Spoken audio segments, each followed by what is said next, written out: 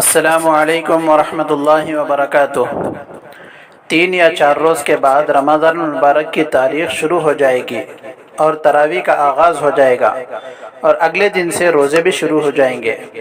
رمضان المبارک کا مہینہ قدر و قیمت اور شرف و منزلت کے اعتبار سے تمام مہینوں میں ممتاز اور نمایاں ہے۔ اس مہینے کو یہ شرف حاصل ہے کہ اس کو سید الشہور یعنی مہینوں کا سردار کہا گیا ہے۔ یہ مہینہ قرآنی مہینہ ہے جس میں قرآن مجید کا نزول ہوا۔ اسی مہینے کے آخری عشرے میں شب قدر بھی ہے۔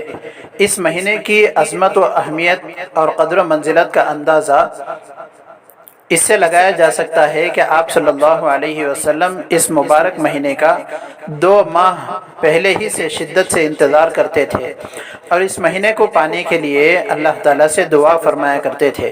اس دعا کے یہ الفاظ ہیں: اللہم بارک لنا فی رجب و شعبان وبلغنا رمضان۔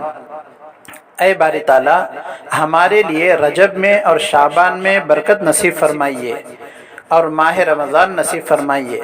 آپ صلی اللہ علیہ وسلم رمضان المبارک سے پہلے ہی اس کا اہتمام اور اس کی تیاری شروع کر دیتے تھے۔ حدیث شریف میں کمر کس لینے کا لفظ استعمال ہوا ہے۔ شعبان کے مہینے میں کثرت سے روزہ رکھتے تھے اور تقریباً شعبان کے زیادہ تر دنوں میں روزے ہی سے رہتے تھے۔ تلاوت و تسبیح اور نفلی نمازوں کا خوب اہتمام فرماتے تھے اور یہ سب کچھ استقبال رمضان کے لیے آپ کا اہتمام تھا۔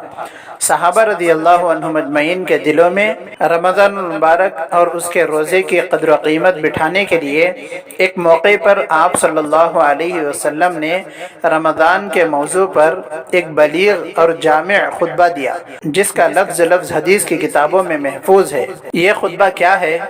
رمضان المبارک کا منشور اور پیغام ہے ایمان والوں کے لیے اور یہ امت کے لیے یہ خصوصی استقبالیہ خطبہ ہے۔ چنانچہ حضرت سلمان فارسی رضی اللہ تعالیٰ عنہ بیان کرتے ہیں کہ ایک بار رسول اللہ صلی اللہ علیہ وسلم نے شعبان کے آخری دن ہمیں ایک خصوصی خطبہ ارشاد فرمایا کہ اے لوگو، ایک عظیم مہینہ تم پر سایہ فگن ہونے والا ہے۔ یہ مبارک مہینہ ہے، اس میں ایک رات ایسی ہے جو 1000 مہینوں سے بہتر ہے۔ اللہ تعالیٰ نے اس ماہ میں روزے رکھنا فرض قرار دیا ہے اور اس کی راتوں میں نماز تراویح کی صورت میں قیام کو نفلی عبادت قرار دیا ہے۔ جو خوش نصیب اس مہینے میں اللہ تعالیٰ کی رضا کے لیے کوئی نفلی عبادت انجام دے گا تو اسے دوسرے مہینوں کے فرائض کے برابر ثواب ملے گا، اور جو کوئی اس مہینے میں فرض عبادت کرے گا تو اسے دوسرے مہینوں میں 70 فرائض کے برابر اجر ملے گا۔ یہ صبر کا مہینہ ہے اور صبر کا ثواب جنت ہے۔ یہ دوسروں سے ہمدردی اور ان کے دکھ درد کے ازالے کا مہینہ ہے۔ یہ ایسا مبارک مہینہ ہے، اس میں مومن کے رزق میں اضافہ کیا جاتا ہے۔ جو شخص اس مہینے میں کسی کو روزہ افطار کرائے گا یہ اس کے لیے گناہوں کی مغفرت کا ذریعہ بنے گا اور اس کے سبب اس کی گردن نار جہنم سے آزاد ہوگی، اور روزے دار کے اجر میں کسی کمی کے بغیر اسے اس کے برابر اجر ملے گا۔ حضرت سلمان فارسی رضی اللہ تعالیٰ عنہ بیان کرتے ہیں کہ ہم نے عرض کیا، یا رسول اللہ صلی اللہ علیہ وآلہ وسلم، ہم میں سے ہر کوئی اتنی توفیق نہیں رکھتا کہ روزے دار کا روزہ افطار کرائے، تو کیا ایسے لوگ افطار کے اجر سے محروم رہیں گے؟